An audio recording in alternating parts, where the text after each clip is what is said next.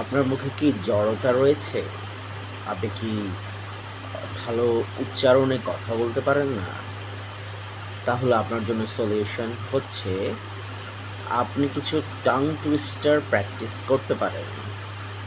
বাংলায় আপনি হয়তো শুনে থাকবেন ছোটবেলা থেকেই বহুল প্রচলিত একটি টাং টুইস্টার। সেটা হচ্ছে পাখি পাকা পেঁপে খায়। এইটা আপনি কয়েকবার খুব দ্রুততার সাথে চর্চা করুন। পাখি পাকা পেঁপে খায়, পাখি পাকা পেঁপে খায়, পাখি পাকা পেঁপে খায়, পাখি পাকা পেঁপে খায়, পাখি পাকা পেঁপে খায়। এছাড়া ইংলিশে আপনি চর্চা করতে পারেন Peter Piper picked up peck of pickled pepper, Peter Piper picked up peck of pickled pepper, Peter Piper picked up peck of pickled pepper. এইগুলো আপনি চর্চা করতে পারেন। আর সেক্ষেত্রে চর্চার মাধ্যমে আপনার মুখের জড়তা কেটে যেতে পারে। So happy learning, pray for me.